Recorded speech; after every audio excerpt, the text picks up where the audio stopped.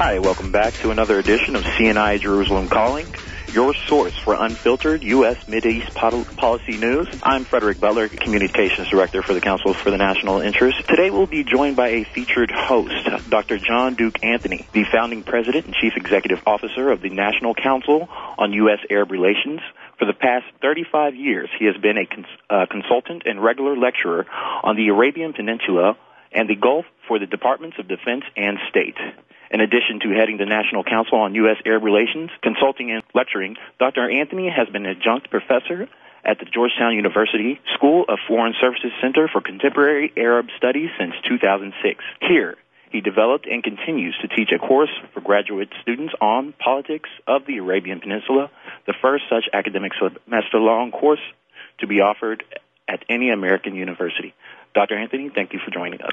Thank you, Mr. Butler. It's great to be here. We will be speaking today with Helena Caban, who is the new executive director of the Council for the National Interest since this last month, October 2009. Listeners need to know that she served long as a Beirut-based regional correspondent for the Christian Science Monitor, 1976 to 1981. She's also had her work appear in numerous outlets, including the Sunday Times of London, the Nation of New York, ForeignPolicy.com, the BBC, and Boston Review, where she continues to be a contributing editor. She's published no fewer than 7 books since 1984, 4 of which focus on aspects of the Arab-Israeli conflict. And since 2003, she's published a well-regarded blog on international affairs called Just World News, justworldnews, one word, .org. She was co-director of Search for the Common Ground's Middle East Initiative from 1991 to 1993. She sits on the Middle East Advisory Committee of Human Rights Watch and is also one of the members of the International Institute for Strategic Studies. Welcome, Helena Caban. Hi, John. We wanted to speak with you about how the pilgrimage has been going with regard to the information and insight you've received from leaders and others with whom you and your colleagues have met. I'm sitting here in Damascus, Syria, with Ambassador Jack Matlock, who was very distinguished as ambassador to Moscow and helped to negotiate the Cold War in a remarkably non-violent and hypnotic way. It's wonderful to have him with us here on the delegation. There are other delegation members. Dr. Grace Boston, who's of the Site Foundation Board, will also be able to talk with you. We've come here to Damascus from Lebanon, where we had rush meetings with many political leaders and factions and made some very interesting visits. Now, we've just been here in Damascus for 2 days. I don't know if perhaps Ambassador Matlock could give some first impressions. So far, as Helena mentioned, we have been to Lebanon and we're now in Damascus, Syria. I think that my overwhelming impression, I'm traveling to this area for the first time, is how similar some of the confrontations we have here are to the sort that we had during the Cold War. Not that they're precisely the same, but the attitudes, the emotions that lie behind the various issues, along with the feeling that the overwhelming number of people we meet really want nothing more than peace. They simply want a settlement that will bring an end to the various conflicts and confrontations. I also recall that once negotiations got started seriously during the Cold War with an agreement on what the end result would be, we were able to make progress. And I'm hoping that somehow we can find a way to reach that status. In Lebanon, it did seem to me that the problems previously with the tensions with Syria are much abated. It appears that most of the factions in Lebanon are now comfortable with the relationship to Syria. Not that all the political problems have been solved, but there seems to be much less tension between Lebanon and Syria than there was a few years ago. Here in Syria, I think we have the feeling that the Syrians are eager to get on with a discussion of the bilateral issues we still have between the United States and Syria, and they also are extremely interested in the status of peace talks or the lack thereof regarding the Palestinians and peace.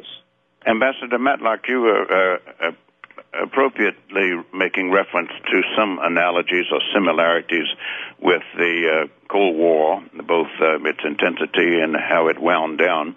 I wondered if you could look in the rearview mirror and cast a response on the following question. Could you compare the efforts of Kissinger and President Carter 30-some years ago to the current ones of Secretary of State Clinton in the Obama-Mitchell efforts to promote peace and progress towards same in the Middle East?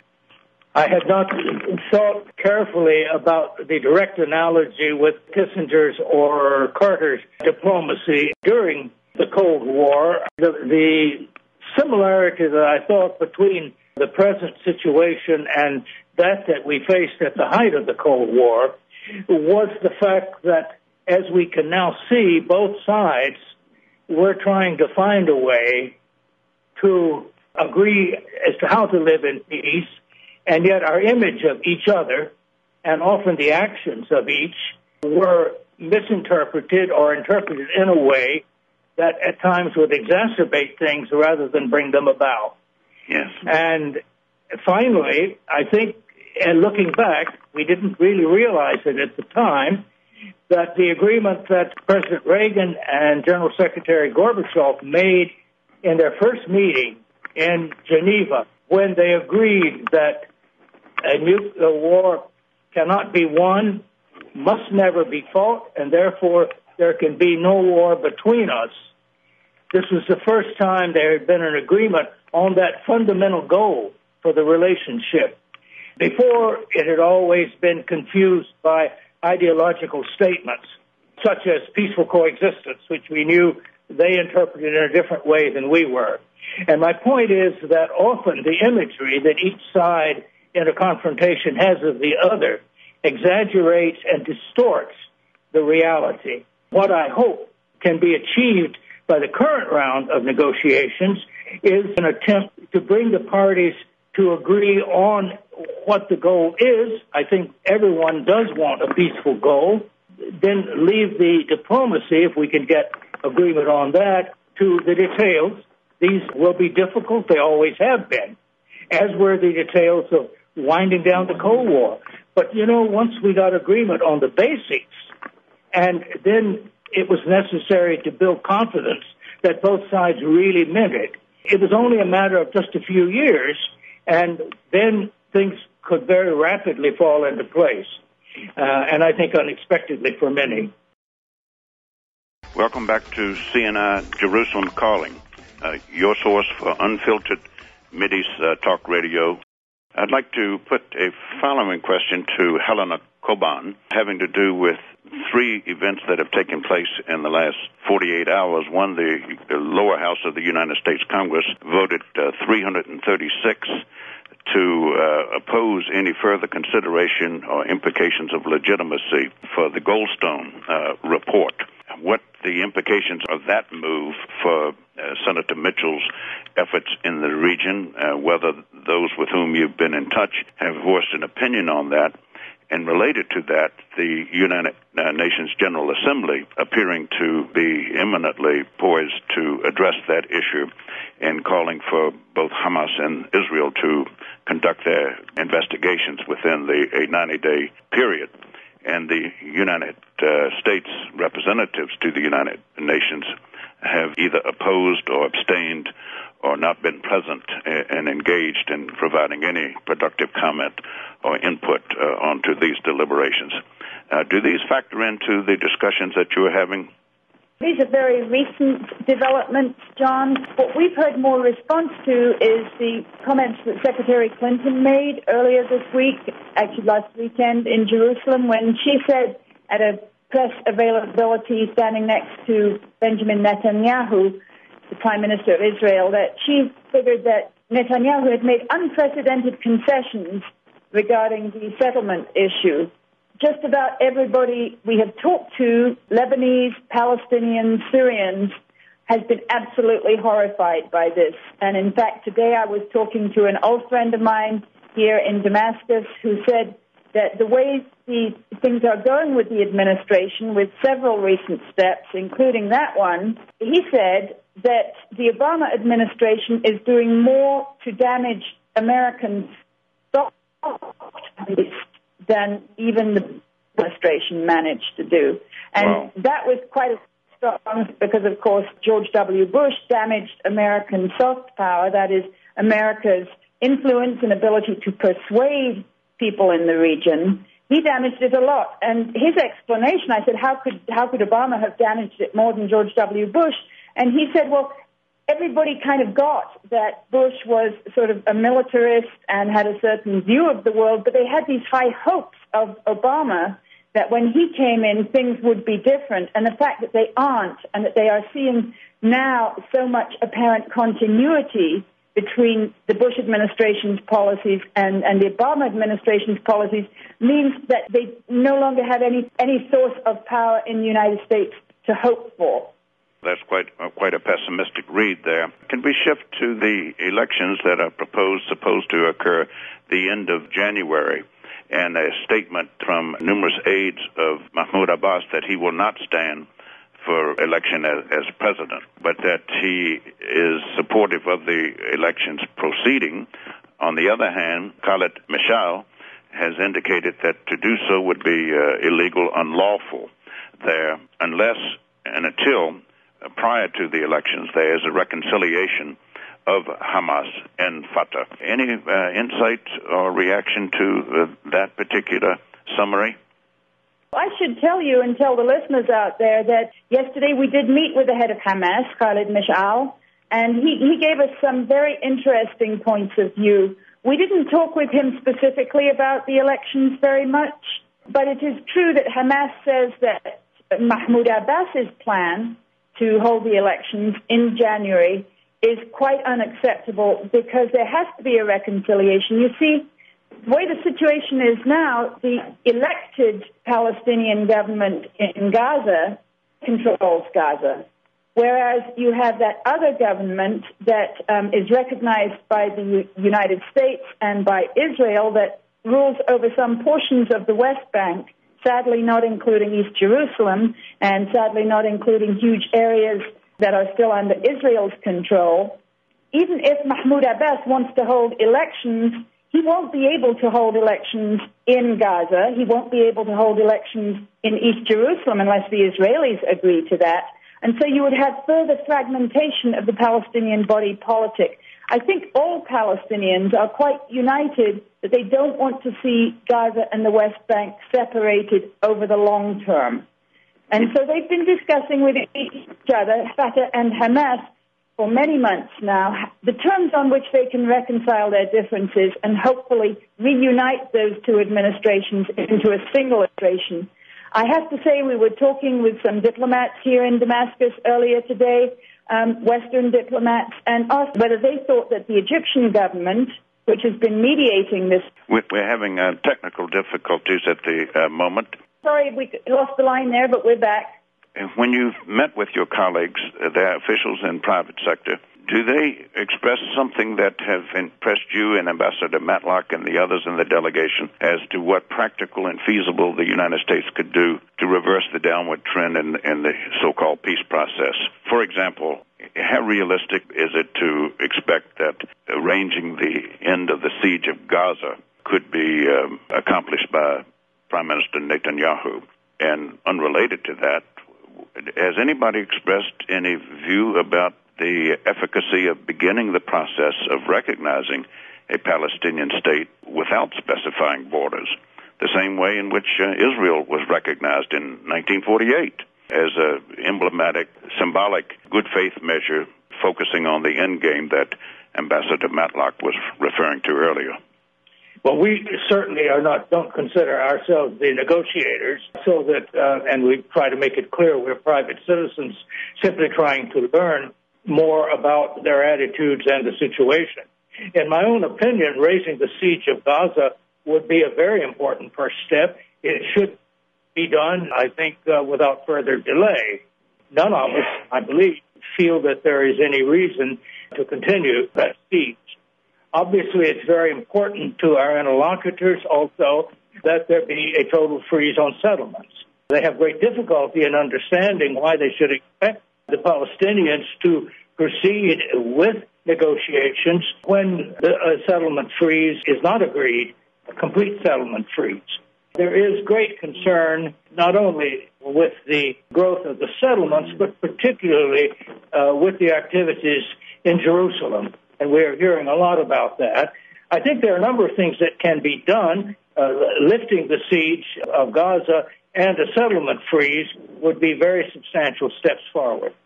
I know that the concern of the Israelis that they express about lifting the siege is their concern that if reconstruction materials go in, and to me that's one of the most important things because, of course, so many homes, businesses, schools, institutions were destroyed during last year's Israeli assault. And winter has really started here in the Middle East. We've been traveling through torrential rainstorms, and just imagine what it's like to live in Gaza under this cold and this rain. So getting the construction materials in is extremely important. But the Israelis' concern that they express is that some of those materials may be diverted by Hamas. Welcome back to CNI Jerusalem Calling, your source for unfiltered Mideast Talk Radio. I'm John Duke Anthony, President of the National Council on U.S.-Arab Relations, and I'm your host for this discussion with a CNI-sponsored and administered pilgrimage to the Eastern Mediterranean, to Lebanon, Syria, Jordan, Egypt, and Israel. And we are honored to have as a guest on this segment Ambassador Jack Matlock and Helena Cobban, a longtime student and observer of the region, resident in the region in Beirut and elsewhere. Either one of you would be welcome to respond. How do you envision the Obama administration being able to take damage control and get the Mitchell mission back on track soon? What is feasible, realistic, and in the near term as well as beyond that? Conclude the answers I was giving to the earlier questions, which will help actually to build confidence in the region. And that is how you can lift the siege of Gaza, given Israel's stated concerns that the construction materials might be used by Hamas for building bunkers and defenses. And it has been proposed by the Norwegians and by others, and certainly endorsed and supported by Hamas, that reconstruction effort could and should be led by the United Nations rather than by the de facto Hamas forces in Gaza. And I think that is a very reasonable and useful approach. There's a large UN presence in Gaza. They're well connected, and of course the UN has considerable expertise both in doing engineering and construction and supervising that, and also dealing with the political realities of assuaging the fears of Israelis and others.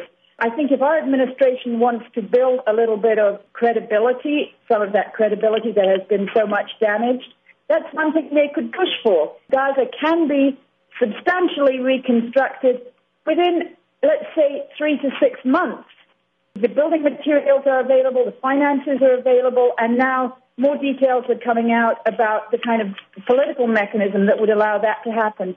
Secretary Clinton has been to Israel, and she has said that the siege has to be lifted. And then nothing happened. There were no consequences in terms of American aid continuing to flow to Israel unhampered. There was no linkage between the generous provision of American aid to Israel and Israel's performance on lifting the siege, and the same with the settlements.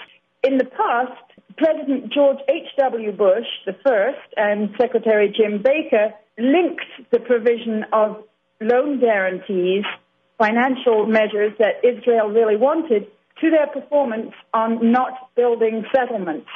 This administration thus far has done nothing to actually operationalize the calls it has made for Israel to comply with its stated commitments under the roadmap and obviously the stated requirements under international law, given that the settlements themselves are all illegal. So there are many things that the administration could do. If it could do one or two of these things to show that it really wants to be an even-handed and trusted mediator, I think they could do it and should do it, and I think our President, our Secretary of State, and George Mitchell could speak out and persuade the American people, or a good portion of the American people, why it is in our national interest to do that, rather than to let the Israeli government continue to defy everything that Secretary Clinton and President Obama and Senator Mitchell have been asking them to do. It's an extraordinarily creative suggestion and recommendation that you made on the lifting of the siege and the manner in which it could be done, as well as the good reflection back on the previous situation, George H.W. Bush and James Baker, in linking progress to freezing the settlements. I commend you for your rapier-like insight in offering both of those perspectives. Coming back to the reconciliation strategic objective and or the election's timing, could you and the ambassador and others comment on the prospects of what really is likely to be the next step? Understood from what you said about Khalid Mashal's opposition to there being elections in the absence of reconciliation, would that preclude the elections? And if the reconciliation must come first, what are the prospects for that? The reconciliation does need to come first, because if there's going to be a real election in which the Palestinian people of the West Bank and Gaza are offered a real choice between not just Fatah and Hamas, but all the other political parties and forces that are there, then you have to have the two big parties agreeing on the terms under which the elections will be held. I mean, you don't want to have a chaos like happened recently in Afghanistan, for example. You don't want to have an election where the whole basis for holding the election is heavily contested. Let's remember, however, that this whole election business, this whole Palestinian administration, Palestinian Authority, it is just an interim situation. This is not the final government of Palestine. So while elections are important, perhaps, what is more important is that the peace process complete and very rapidly. A lot of great work was done on sketching out what the lines of a final peace agreement will look like. That's been done since 1993. So it's not that people have to start from zero and negotiate this thing from zero. All it lacks really is the political will, and I would say the political will on the behalf of Israel and the United States, that if this U.S. administration wants to get the deal and is really determined to do so, it can do so, and it can explain the importance of this to the American public, not least at a time when we have 90,000 American troops risking their lives in a Muslim country of Afghanistan and another 90,000 American troops risking their lives in the Muslim country of Iraq. This is in our national interest to get this thing resolved on a fair and sustainable basis. There was a report today from Hamas spokesman Sami Abu Zuhri. He responded earlier today to an announcement by Palestinian President Mahmoud Abbas that he would not be running in the upcoming January election if those elections are to be held, saying that Abbas's reluctance to run for re-election was a message of reproach to his friends, the Americans and the Israelis. And then Abu Zuhri goes on to say, quote, "We advise him to face the Palestinian people and tell them frankly that the path of negotiations has failed. We advise him to halt negotiations with the occupation and take practical steps toward reconciliation." That was the end of the quote from Hamas spokesman Sami Abu Zuhri. Does that complicate a point in a new direction with possibilities over and beyond the ones that you just indicated? I'm not sure about that. It sounds so there are obviously always warring declarations between Hamas and Fatah. I don't know enough about the actual situation. The Hamas people that we've been talking to want to have reconciliation, but they don't want it to be a reconciliation that is imposed on them by Fatah. They actually see Mahmoud Abbas as very weak right now. I think that judgment is borne out by everything I've seen. And again, one of my friends today here in Damascus said that this administration seems to be doing everything it can to weaken Mahmoud Abbas and the moderates in the Arab world. That is a very, very serious problem with our current policy. With regard to the Hamas elected representatives in prison in Israel, my understanding is that there were as many as 34. Their numbers are now down to 32, but that's almost half of the 71-member Palestine Legislative Assembly. Where do they figure in this reconciliation? If there are to be elections, could they stand for elections? Do you have to be out of prison to stand for an election in terms of the rules and regulations? Actually, the Palestinian, this is just the PA legislature, it's an interim body, so we don't need to pay too much attention to it, but it is kind of interesting. It has 128 members, of whom 74 or 75 were Hamas members, so that's the 74-75 figure. At 1.3 dozen of the legislators were in jail, not all of them Hamas. At this point, roughly 2 dozen are in jail, in Israeli jails. Some of them are people who have been tried in Israeli jails and convicted of crimes, like obviously Marwan Barghouti, the most famous, the so-called young generation, although he's well into his 50s now. Welcome back to CNI Jerusalem Calling, your source for unfiltered Mideast talk radio. I'm John Duke Anthony. With regard to your possible meetings with American officials in Israel and Jerusalem and Egypt that are yet to come, do you have a take on the position regarding international law and U.S. commitments to treaties that the U.S. is signatory to? Article 6 of the U.S. Constitution stipulates that all international treaties and laws to which the United States is a signatory are superior to federally enacted legislation. Here we're talking about the United Nations Charter and the provision in it, the inadmissibility of the acquisition of territory by force, end of quote, and the Fourth Geneva Convention of 1949, which the United States and Israel both worked hard to persuade others, including ourselves, to sign into law. Neither of those who are not upholding it being held accountable in this particular instance, which is at the root of the issue of the settlements. Could you comment on how this is playing, or whether it even comes up? To what degree do people regard it as a serious challenge in and of itself? We have been briefed by people from American embassies, both in Lebanon and here in Syria, very useful briefings. I don't believe we would ask them questions of relations of American policy to international law, because those questions are decided not by embassies, but they're in Washington. So those are questions to be addressed to the administration, which makes policy. Our embassies, I think, are doing a great job of representing us and reporting back to Washington, but they don't make the policy in the broader sense. Thank you. And our last question, the reports that we get from some sources imply that were that to be a reconciliation and elections, that something stranger than fiction perhaps might occur, namely that Fatah could show very strongly in elections in Gaza, and on the other hand, that Hamas would do much better than before and quite impressively show itself in the electoral results were they to be held in the West Bank. Any credibility to that, or any insight you might share? This is Helena Cobbin.